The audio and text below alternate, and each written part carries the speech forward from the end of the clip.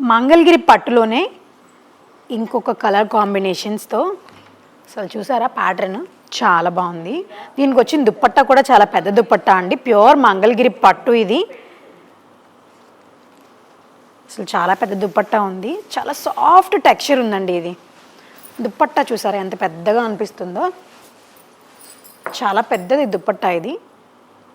Pattern చాలా బాగుంది, weaving కూడా ఎక్సలెంట్గా అనిపిస్తుంది. ప్యూర్ మంగళగిరి పట్టు అండి.